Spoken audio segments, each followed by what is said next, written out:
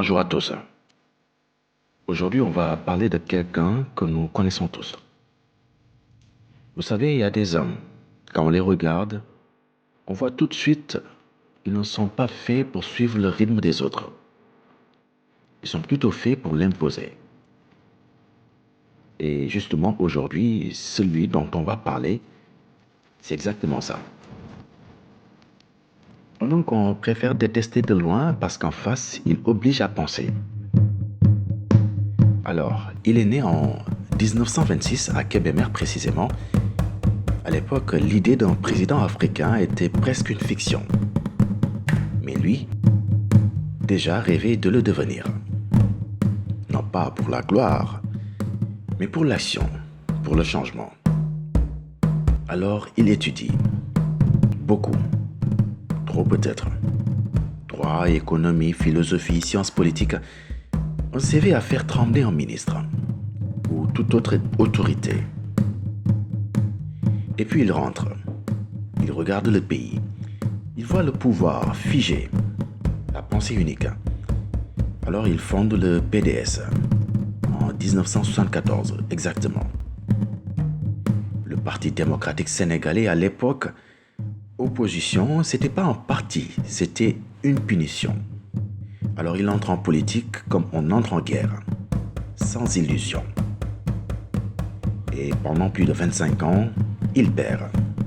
À chaque élection, il est traité de tout.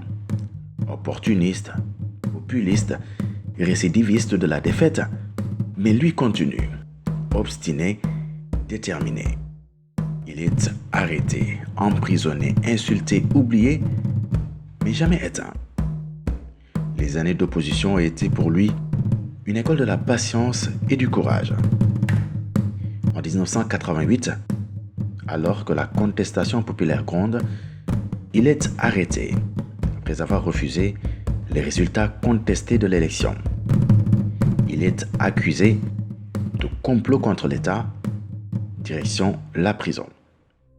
Des semaines de détention, une humiliation publique, mais une médaille dans l'ombre pour lui.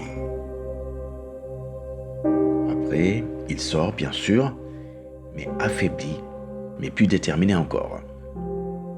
Il retourne au combat avec le verbe et la stratégie. Dans les quartiers, sur les places publiques, à l'étranger, il tape à toutes les portes. Il épuise le pouvoir par sa constance. En 1993, on en parle encore quand Maître Babacar Seye, vice-président du Conseil constitutionnel, est assassiné. Wade est de nouveau accusé. Cette fois, il est placé sous contrôle judiciaire, mais jamais jugé coupable. Encore une tache sur le blason et encore une occasion pour lui de rebondir. Et puis il devient, à force, une figure presque mythologique. Le seul opposant qui ne meurt jamais. Celui qui revient toujours, celui qui répond à l'injustice par l'éloquence, à la violence par la persévérance. Et puis un jour, le miracle.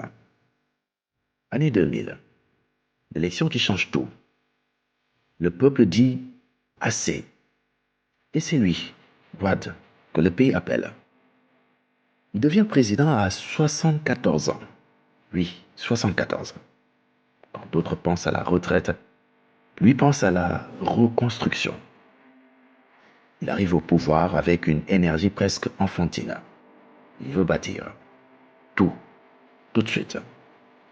Des routes, des écoles, des autoroutes, des universités. Disons des projets à foison. Il veut redéfinir le rôle de l'Afrique. Il parle fort, dans les sommets, trop fort, disent certains, mais c'est sa manière d'exister. Et puis, il dérape parfois. Les dérives monarchiques, le flou autour de son fils, le troisième mandat. En 2012, le peuple tranche. Il perd. Mais il part, sans sang, sans chaos, sans armée dans les rues.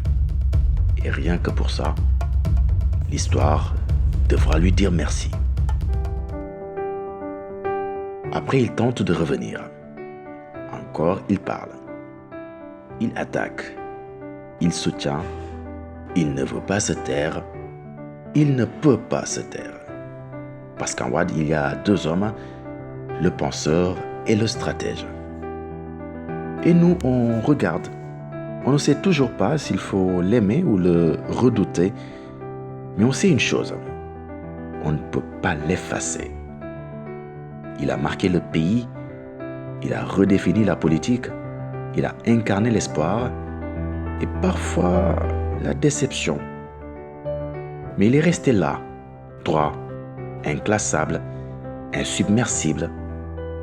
Il disait sa fameuse phrase que l'on retient aujourd'hui encore, il faut travailler, toujours travailler, encore travailler. Et jusqu'au bout, il aura eu raison. Voici Wade, l'homme au long combat, le père de l'alternance, l'énigme que même l'histoire regarde avec prudence. Qu'on l'aime ou non, on devra encore longtemps parler de lui.